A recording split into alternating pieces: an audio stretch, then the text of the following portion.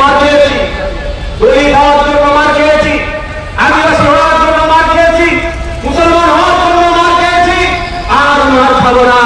যে মারতে আসবে আইনের প্রশাসনের সহযোগিতা নেবো, ওই মারটাকে আটকাতে যদি প্রশাসন সহযোগিতা না করে আইন প্রমাণ না মার খেতে হয়, সেই জন্য রাস্তায় নামবো।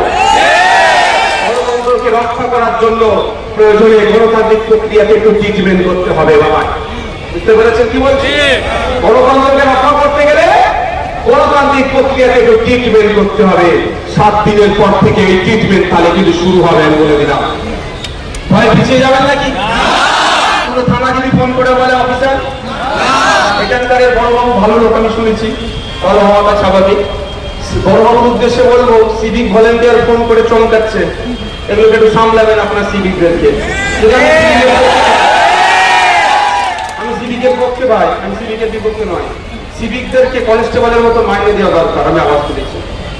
সমকাজে সমবেতন, একটা সিভিক ভলেন্টিয়ার কোনো কনস্টেবলের থেকে কম কাজ করে না কিন্তু ভাই, তাহলে মাইনে কেন পাবে না? কিন্তু যে সিভিক যদি মনে করে ধমকাবো চমকাবো, ও তোমার ধমকানো চমকানে রাখো বাবা, তোমার এসপি তোমার পুলিশ মন্ত্রী আমাকে ধমকে রাখতে পারেনি, আপনি আমার ছেলেদের ধমকাবে। আমি থানার দায়িত্বপ্রাপ্ত আধিকারিকদের উদ্দেশ্যে বলবো এগুলো আপনাকে লক্ষ্য রাখবে। সবাই সুবিধা অসুবিধা, আমরা সংবিধান প্রেমী মানুষ, গণতন্ত্রে বিশ্বাসী, সুবিধা অসুবিধা থাকতেই পারে, বলবেন আমাদের নেতৃত্বরা আছে, অফিসার ফোন করবে। একটা সিভিককে দিয়ে চমকাওয়া যদি চমকায়, আমি তো ভাববো সিভিকই ফোন করছে, এখন আমি ভাববো যাক